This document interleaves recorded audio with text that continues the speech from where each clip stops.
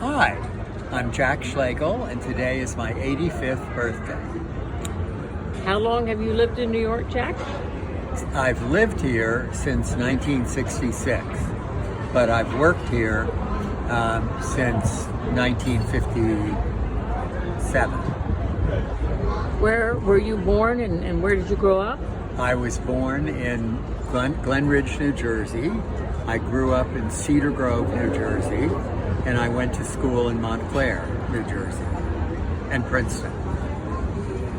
You're a proud Princeton grad. Yes, a tiger. There you go. Can you tell me a little bit about your work background? I always wanted to write for money, and that's all I've done. So I started in medical advertising and went into industrial and trade and corporate advertising, and then ended up in packaged goods, which is the glossy Procter & Gamble kind of universe that got me to Europe. So I worked in Heidelberg and Frankfurt and Paris. And how did you determine that you wanted to write for money? That's a great response. Well, I knew that, when I was like 16. My first thing I got paid for was a local newspaper. I think I was paid $1. Oh,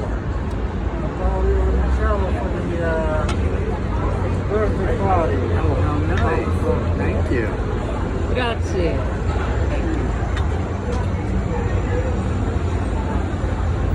That's to go with the interview. Put this in the freezer, could you put this in the freezer? It's really right. And then you want to take it home when you leave, right? We want to take it home. Thank you.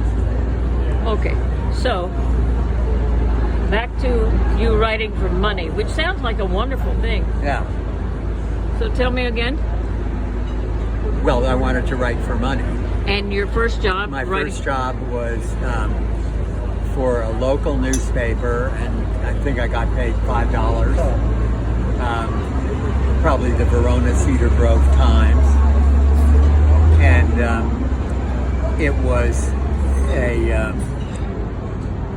fiction. It was a little fiction piece. Cheers. Cheers. Is your friend Rob Denton here? Great guy. So I'm going to ask you to project a little bit, Jack, because the buses make a lot of noise. Sure. We are sitting at Cafe Fiorello across from Lincoln Center, and you spent countless nights and matinees at Lincoln Center.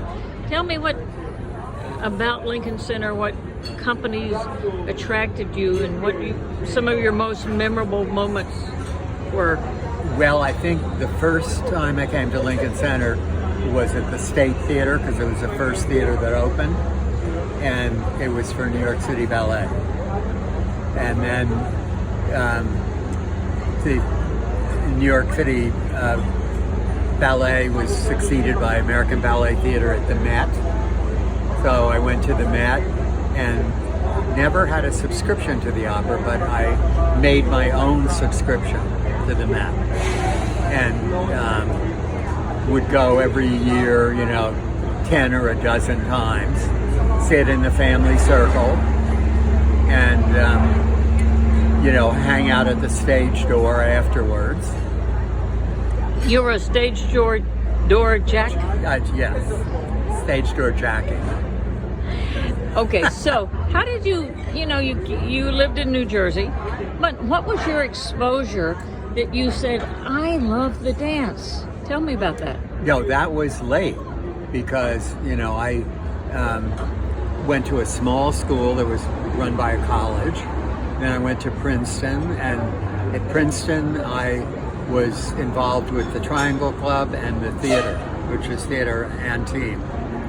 And so that was somewhat of an exposure to dance, but to actually discover ballet, the first time I went to it was at Princeton. Speak louder. Yeah. You have to project. Yeah. So I The first ballet performance I attended was at Princeton, and I think it was American Ballet Theater in something like Sylphie, classical ballet.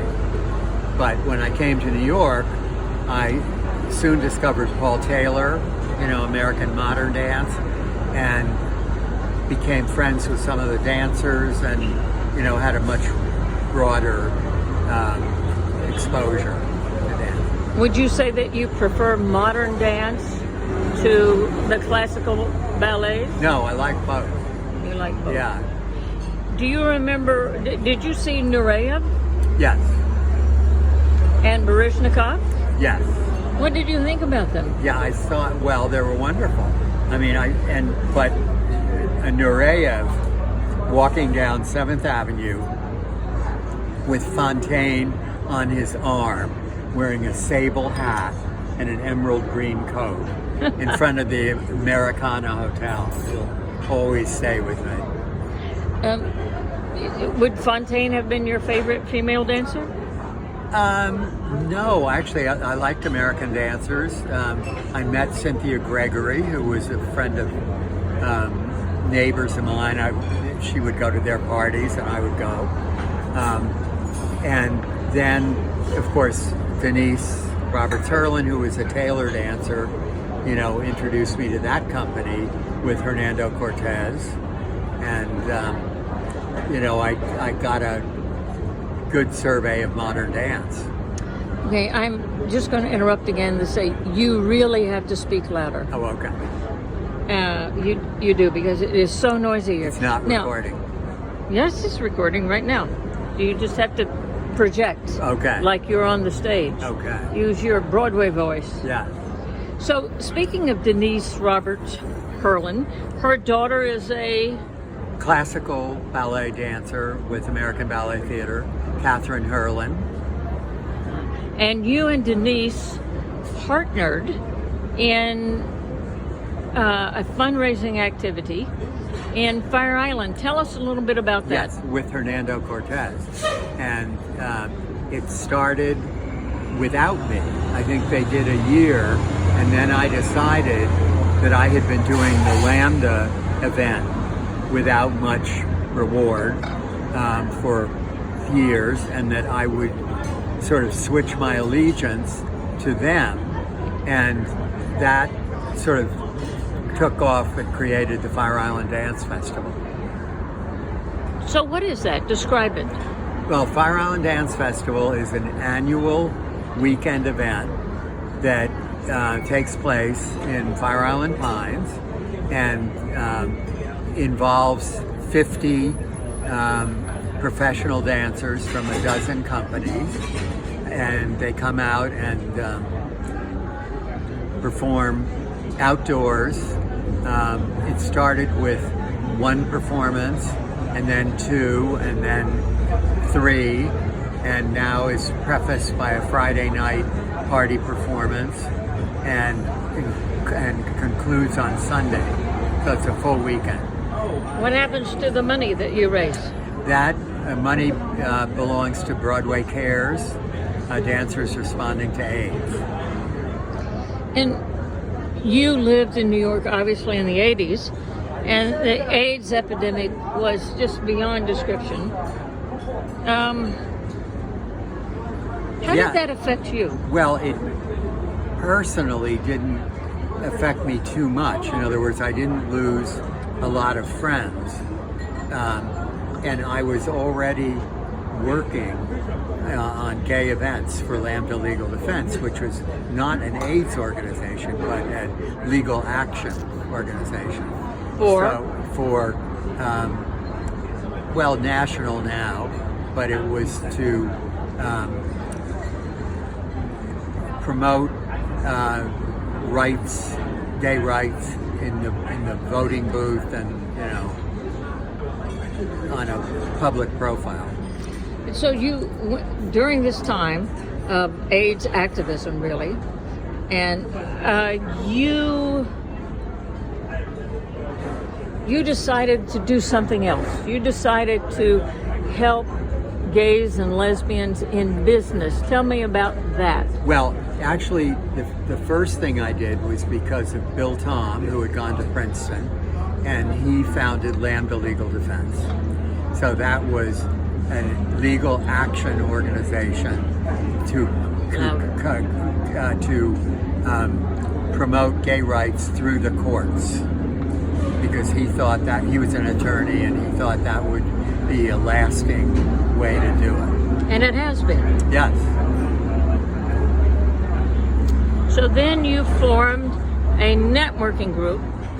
Yes, I was at the second meeting of the New York Advertising and Communications Network that a few years later was rechristened Out Professionals. Why was that group important? Well, it gave lesbian and gay writers, account people, art directors in advertising and public relations a chance to get an inside view of places that they might be having an interview, so that they would hear from people who worked there who were gay how to present themselves and what kind of working environment it was. It was very successful. Yes. It was so successful that people who were not in the advertising and communications professions wanted to join, right? Yes. And is that why you changed the name to Out Professionals? Yes, but at that time, NYACN, the ad group, was part of a larger network of other professional organizations. What were some of them? It was attorneys, it was a legal group, it was publishing, it was, a lot of different professions. And of those, I think the ad group, which is now NYACN, is the largest and the longest running. You have now seen marriage equality. Yeah. Not personally. Darn it. Tell me your reaction to marriage between same-sex persons being equal. Tell me how you reacted to that. Well, I remember the initial reaction. I thought that it was a surprising goal and a controversial goal, and that there would be other easier things to attend and to achieve. What has been the most surprising thing that you have seen then? Well, I guess gay marriage. I never would have proposed that or, expected that. Have you ever been the victim of gay bashing? Never gay bashing. But I did learn after I had an interview at a major advertising agency that had gone very well, that a chance encounter en route to that interview with a very successful member of that organization resulted in my being blackballed from getting a job. He was, they said, flagrantly homosexual. They said you were flagrant? No, they said he was. Oh. And that the fact that I knew him or acknowledged him on the way to an interview disqualified me. And yet he went on to a very successful career. Did you tell me about any anger that you have had by way of being gay and the interactions you've had with persons who were not gay or maybe who were gay? Yeah, I've had very little, bad feedback or that I know of, bad reactions to an interview. And one friend of mine said, I don't think they think of you as gay, they think of you as good. There you go. Well, I must say that you have guided and been a mentor to many people. And we are all happy to celebrate your 85th birthday. Well, thank you. And Now- I'm happy if that's true. It is true. But before we go, you were on the board of Signature Theater Company, which is one of the most influential independent theater companies in New York. Right. Give me a few things about Signature and some of the playwrights or performers that you thought were particularly significant. Well, I was invited by the founder, Jim Houghton, to join the board before the board had ever had a board meeting.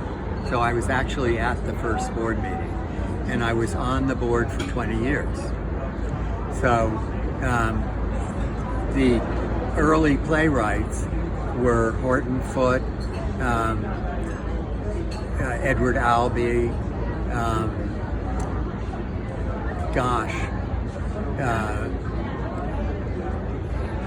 trying to think of, who? Fernandez. Oh, Maria Irene Fornes and Paula Vogel? Paula Vogel, yeah. It is a real honor roll. And what achievements would you like to signify or honor for Signature?